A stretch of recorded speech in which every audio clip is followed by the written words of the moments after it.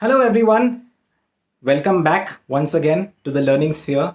And I'm glad to be making my third video for all of you. We are seeing the numbers rise, we are seeing the word spread, and I'm very happy to see this. I'm very happy that we have been able to form a WhatsApp group of this sort where we are able to share different sets of skill set development tips and videos for all of you to keep growing. Let me tell you, these are very basic pointers, things that you can practice if you do attend our educational programs. That's a more sustainable learning outcome. It's more detailed, but all of this information is also very, very valuable. Of course, all our programs, I think our team also keeps sharing information, but let's forget about that for now. And let's quickly go into what we have to cover for this session. In this session, I am going to be covering 5 very essential public speaking aspects. Okay, we have spoken about the art of introduction, we have spoken about the importance of confidence and conviction. Now we are going to get into public speaking essentials. Please note, everybody, that public speaking is not rocket science.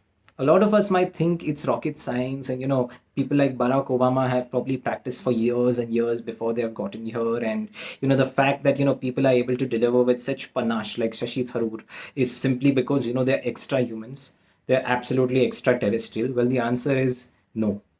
None of this is true. Yes, some people are more fluent communicatively, some people have a better hold over vocabulary, but the point of the matter is that at the end of the day, it all comes down to our ability to deliver on specific aspects of public speaking. Each one of these people are very good with these aspects. So I'm going to be covering these 5 aspects in very brief, very, very brief, and it will be your responsibility to take it forward from there. Okay. The first aspect of public speaking that all of you need to work on is logical fluency. Okay. It's logical fluency.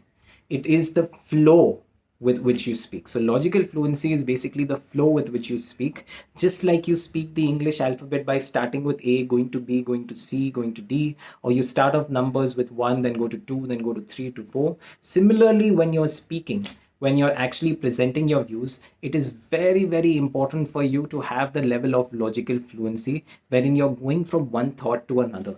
Often, we might be great speakers, very fluent, can speak 19 to the dozen, but that does not ensure, and in fact, the faster a lot of us speak at times, our flow of thoughts are getting broken. And trust me, you can be the best public speaker, but if you do not have that flow while speaking, unfortunately, you're not going to be well recognized by the audience. So logical fluency becomes very important. So how to develop logical fluency? The answer is mind maps and sequencing of mind maps. A lot of us have a lot of thoughts. It's important to collect those thoughts on a piece of paper, make a mind map with the primary thought, secondary thoughts coming out of it, tertiary thoughts coming out of it, sequence all of these thoughts in the order that we'd like to present them, and then go ahead and present them. That's exactly how logical fluency works. So it starts off by making mind maps and sequencing them. A lot of us are taught all of these things when we are in first, second, third standard, but it's often not given the level of importance it deserves. As a result of this, what ends up happening is that we kind of lose that logical fluency as we grow up. But it's important to pay attention to this and take it forward accordingly. Okay, you can see examples of mind maps on laptops and computers as well, on your mobile phones. There are many examples of mind maps, but simple mind maps have a primary cloud, secondary and tertiary clouds coming out of it. Okay, slowly and steadily, once you get the hang of it, you will automatically start developing mind maps mentally, and you'll improve your logical fluency. The second aspect is voice projection.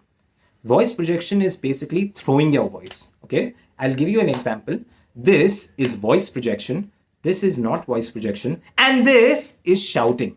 There is a very big difference between shouting and voice projection.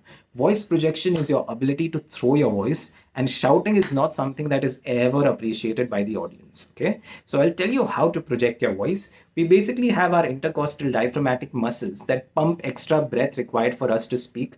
This is not really in our control. What is in our control though is our vocal cords. Within our vocal cords, we have nodes. If you take 2 fingers and put them just above these 2 bones right here, you will realize, and if you put them above, you will realize that there's a strong, strong vibration here. This is because our nodes vibrate to produce sound. Most of us do not project our voice, and the reason for this is that we are not vibrating our nodes to the best of their abilities all the way to the bottom.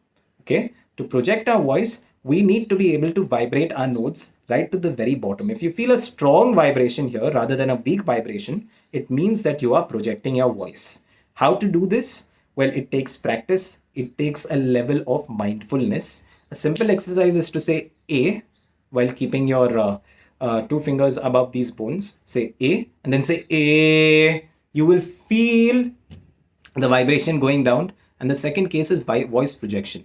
Okay, so try and do this with the alphabet and try and increase your voice projection while speaking in public, because it gives you that entire surround sound, which is very, very important. It's very, very important in order to get the attention of the audience. Okay, so in fact, I do not want this video to drag to be too long. So what we will do is that I will cover the remaining three aspects of public speaking that I want to talk about in my next video.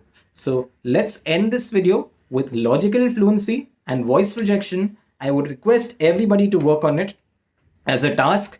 Take a random topic, make a mind map, sequence, number the different points in the mind map like you'd like to present them, and go ahead and do so. Okay, voice projection, the A and A, B and B exercise to work on this. All right. So thank you so much. Here's Anansh Prasad from SkillSphere Education signing off. Everyone, we have a range of our programs that are also showing at the bottom. Please go ahead and check them out as well. Bye-bye and see you until next time.